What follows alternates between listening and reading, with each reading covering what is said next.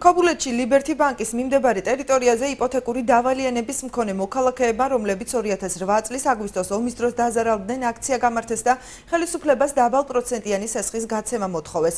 ისინი აცხადებენ, რომ დღეს იმ მოქალაქეების სია უნდა გამოქვეყნებულიყო, რომლებიც სახელმწიფოს თანადაფინანსების გარანტიით გრძელვადიან სესხს მიიღებდნენ, თუმცა როგორც აქციის მონაწილეები აცხადებენ, ბანკში მისულებს განუცხადეს, რომ ადგილობრივ მთავრობას ამ დრომდე საფინანსო ორგანიზაციისათვის შესაბამისი სია არ გადაუცია.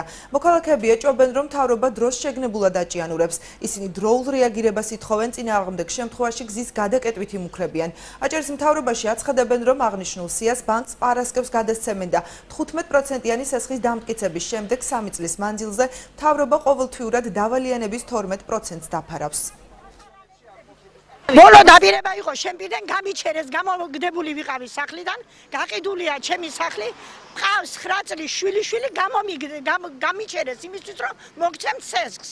დღემდე დავდივარ სესხი არსად არა და დღეს მეუბნებია, რომ თუ არ გექნება საშუალება, მაინც არ მოგცემ სესხს. საშუალება რომ მქონებოდა, მე იმ ოროთახიან ბინას ყველა ზაფხულს დავწლი და ეზოში გავათევ ღაბეს, რომ ის სახლი დავიბრუნდა, ჩემი 9 წლის შვილი ქუჩაში არ დავტოვო.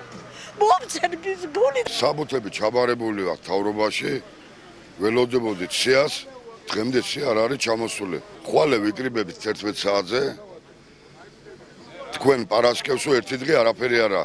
ხვალე ჩამოიტანონ სია და არ დავიშლებით მანამ სანამ არ მოვა სია. ეს განცხადებები უკვე თითქმის 95% განხილულია და მსესხებელთა რეესტრში მიმდინარეობს ამის შეყვანა. და რაც შეეხება ბანკზე გადაცემას, უკვე ხვალ ხუჩაბათისთვის ბანკს გადაეცემა ექციები დაზუსტების მიზნით და პარასკევისთვის უკვე სრული სია ექნება ბანკს.